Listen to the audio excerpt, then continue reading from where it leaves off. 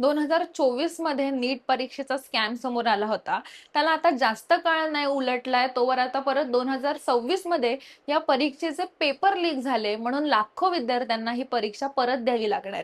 एकतर ही परीक्षा ज्या प्रमाणामध्ये विद्यार्थी भारतामध्ये देतात, त्या प्रमाणामध्ये त्यांना उपलब्ध असलेल्या जागांचं प्रमाण हे अतिशय कमी आहे. म्हणजे 20-25 लाख विद्यार्थी परीक्षा देतात, तिथे फक्त 1,00,000 प्रवेशासाठी जागा संपूर्ण देशामध्ये मेडिकल कॉलेजेसच्या उपलब्ध आहेत. त्यामध्ये सुद्धा सरकारी कॉलेजेसची फी आणि प्रायव्हेट कॉलेजेसची फी ह्यामध्ये कमालीचा फरक आहे. सरकारी कॉलेजेस तिथे 3 ते 4 लाखांची फी असते, तिथे प्रायव्हेट कॉलेजेसची फी ही 1 कोटीच्या घरामध्ये असते. बरं, पूर्वी ही परीक्षा प्रत्येक राज्यामध्ये वेगळी घेतली जात होती. प्रायव्हेट कॉलेजेससाठी वेगवेगळ्या एंट्रन्स एक्झाम्स होत्या, पण ह्यामध्ये काही त्रुटी होत्या, ह्यामध्ये काही अॅनोमलीज होत्या, म्हणून संपूर्ण देशामध्ये एक परीक्षा असली पाहिजे हा पॅटर्न राबवला जातोय. आता हा पॅटर्न अशा पद्धतीचा असल्यामुळे कोचिंग क्लासेसला प्रचंड ह्याचा फायदा होतो. देशभरातून विद्यार्थी तिकडे रांगा लावतात, ज्यांना हे परवडतं.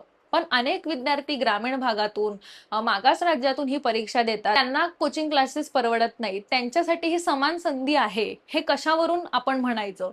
आणि दुसरीकडे जिथे विद्यार्थी दिवस रात्र एक करून ह्या परीक्षेचा अभ्यास करतात, तिकडे दुसरीकडे ह्यांच्या स्वप्नांचा, ह्यांच्या मेहनतीचा सौदा होत असतो ज्यावेळेस पेपर लीक होतात. एक देश एक परीक्षा अशा पद्धतीचं हे स्ट्रक्चर जेव्हा आहे, त्यावेळेस आपल्याकडे दक्षिणेकडची राज्य, महाराष्ट्रासारखी राज्य, ह्यांच्याकडे संपूर्ण देशाच्या तुलनेमध्ये जास्त मेडिकल कॉलेजेस आहेत, इतर राज्यांकडे कमी मेडिकल कॉलेजेस आहेत. मग इकडचे विद्यार्थी ज्यावेळेस ही परीक्षा देतात, त्यांच्यासाठी अनफेअर बेस तयार होतो की त्यांनी देश पातळीवरची ही परीक्षा द्यायची, त्यांना आपल्याच राज्यामध्ये संधी न मिळता इतरत्र कुठेतरी प्रवेशासाठी भटकावा लागणार. मुळातच शिक्षण हा संविधानाच्या कॉन्करंट लिस्टचा भाग आहे, त्यामुळे सेंट्रल गव्हर्नमेंट किंवा स्टेट गव्हर्नमेंट दोन्हीही ह्यासाठी धोरणं राबवू शकतात आणि निर्णय घेऊ शकतात.